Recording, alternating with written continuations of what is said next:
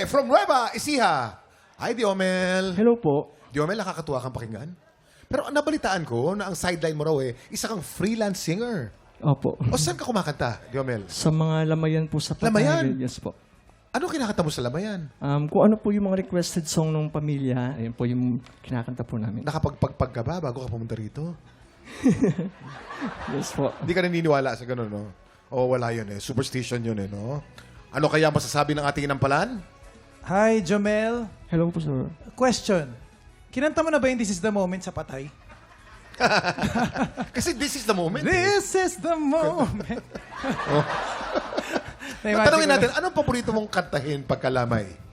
Yung mga song po ni Hindi Kita Malilimutan, ganun po. Yan, favorite na Opo. yan. Yes. Kay Basil, oo. Talaga bang kuya, pang patay ba yung hindi kita malilimutan? Actually, ano yan? Question ka yan. Madalas kasi yan Hindi, sa ano eh. yan? Biblical verse yan eh. Oh, Sa Psalms. I will never forget you, my people. Yan. Oh, I've carved you in the palm of my hand. Sa English, yan. Anyway, Jomel, nag-enjoy ako sa performance mo. Yung gestures, yung pagbigay ng emphasis. Natutuwa ako dun sa buwelo mo, yung parang medyo nakaside ka, na gano'n. Mas ramdam yung birit eh, kasi gumigilid na, pa-Undertaker.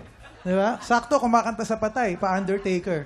Gano'n. Ang galing nung buwelo. Pero ang seryoso, mas nafe-feel ko yung birit, no, gano'n kang gilid. Tapos yung notes, narinig ko naman na nasasapul naman, especially dun sa dulo. Medyo nag-shake lang yung word na damn. Damn all the odds. Yung part lang na yun, medyo nag-shake lang. Pero okay lang, nabawi mo pa rin naman.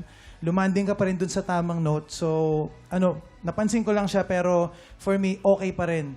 Siguro kung meron akong mako-comment, sa diction lang, may tendency lang na nagpapalit yung F tsaka yung P. Nagiging F tsaka F. Nagpapalit siya. So, watch out for that lang. Medyo bantayan mo lang yon. Other than that, nag-enjoy ako sa performance mo, sa mga gesture mo, yung pagbigay mo ng emphasis. Naramdaman ko yung kanta. So, congrats.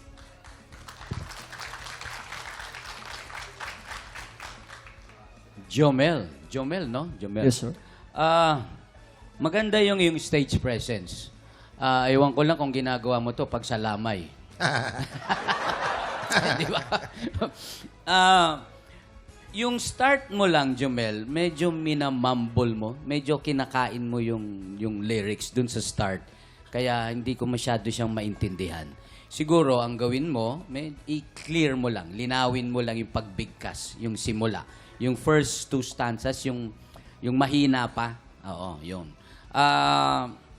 Yung may konting, parang gusto kong baguhin yung pag-pronounce mo nung this. Medyo matigas eh. This it. Parang tigas nung this. Gawin mo, this is the moment. Diba? Huwag mo masyadong idiin yung this, nagiging D, imbes na TH. So, medyo lambutan mo lang ng konti yung part na yon. Meron lang mga part na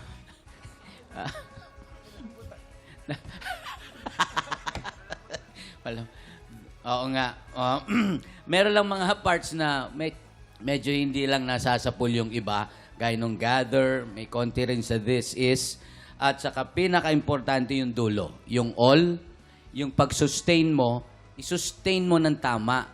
Kasi importante, gaya ng lagi kong sinasabi na ang huli, ang dulo, pinaka-importante yan. Dahil yun ang naiiwan sa inampalan. Yun lang. Maraming salamat sa ating inampalan. Excited ka? Sige po. Ano kaya ang scores na ibibigay ng ating inampalan? Jomel, ito ang mga stars na binigay ko sa'yo.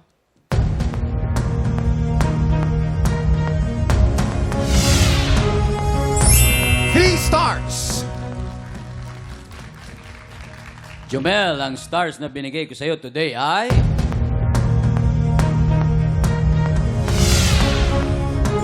Three stars ang binigay ni Renz. Diomel, ibibitin muna natin kung ano ang score ni Daryl, ha? Ang susunod nating kalahok, Lemuel Santos. kwentuhan mo naman kami na katrabaho mo rin yung misis mo. Yes. Sa duo, tsaka Sa pagkanta. Pagkanta rin. Yes. Paano yung pag nag-away kayo? Siyempre.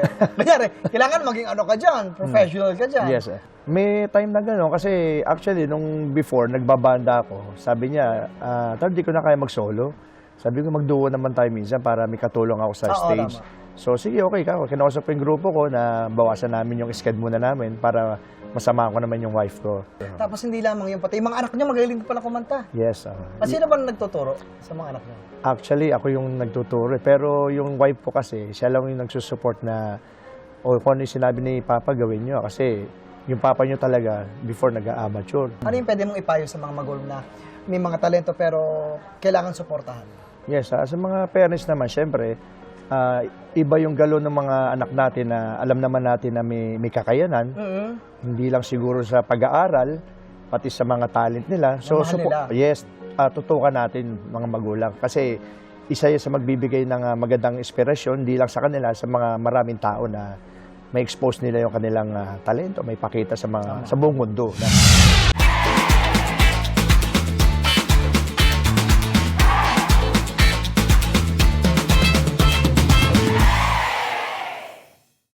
Tiktropa, pinanood mo hanggang sa dulo itong video na ito? Abay, very good ka! For more happy time, watch more TikTok Lock videos on our official social media pages and subscribe to GMA Network official YouTube channel.